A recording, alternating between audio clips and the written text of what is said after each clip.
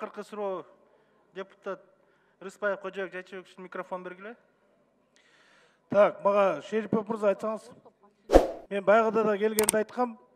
Ошо Сүткөл котлованында жана 5 бирок территория боюнча бөлүп атпайсыңар жана өкмөттө жүрбөдүлөр. Ошо кайсы стадияда азыр? Бардык макулдашуу кагаздары министрликтен чогулуп бүттү. Единство ушу министрликте финансов каршы пикир берип атат. Себеп дегенде ал жерде ушу бир токтом менен бараткан ушу зонирование бүттү толугу менен. ГКПМ да баарын макулдаштык, академияны алып Кайсы министрликте каршы берип атат? Министерство финансов. Себеп дегенде бүгүнкү күндө бул токтом менен зонирование менен биз экопосту кайра ачуу болчу максат. Бул өзүңүздөр билесиздер, мыйзамды колдоп бергенсиздер, биосфералык аймак боюнча мыйзамды, ошол мыйзамда төлөмдөр боюнча кирилген. Бирок эмнегедир ушу бүгүнкү күндө бизге Минфинден каршы пикир келди. Мунун үстүнөн кече келди, иштеп атабыз. Эми ушинтип каршы пикир келип, багыда да айткам. Өзүңөр билесиңер эмне онча айтып атканды. Бөлөк инвесторлор, которые инвестиция кылып, акчасы проектин жасап, курулушту бүтө албай тургандар эмне болот мынтип тура берсе? А жерде мен айткам, за исключением деп турган жерде өзүңөр унутуп калгансыңар.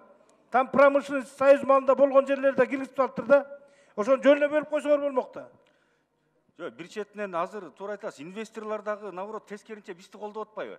Бир эле ушул өкмөт токтом менен жөнгө салып баарын бекитип беребиз. Мындан кийин эч качан Жок, силердин токтомуңарга канча болду тоголонуп жүргөнүн айткылачы. Жок, бул биринчи очередь биз убакыт мөөнөт карта менен кармалып калды, жерлер тактоодо. Академияны алыптын корутуусу керек болду. ГКП менен ошо жерлерди талашып калдык. Примерно канчада бүтөт эми мен ушуну мага кат жазып атышат да кайрылып.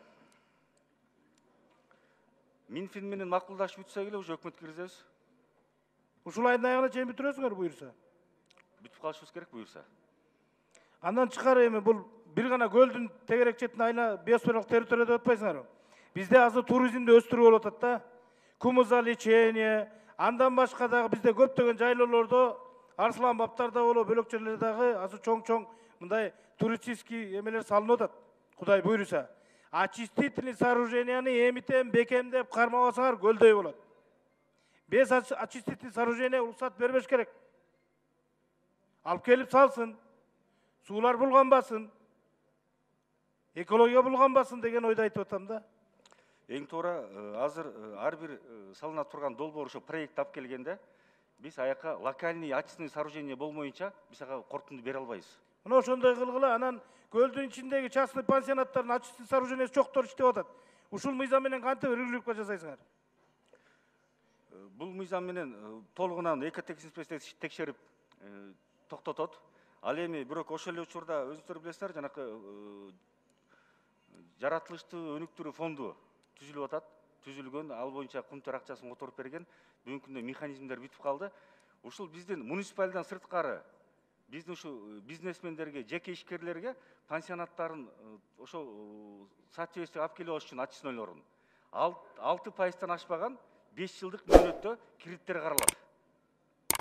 Жеңилдетүү жагы ушул да. Ушу жагын жакшылап карагыла дагы, муну мындай кичине комплекстүү карабасаңар, элдер баары тең септик менен отурат, мынтсек биз көлүбүздү жоготуп алабыз. Ошону жакшылап караңыздар. Чоң рахмат. Эске алабыз.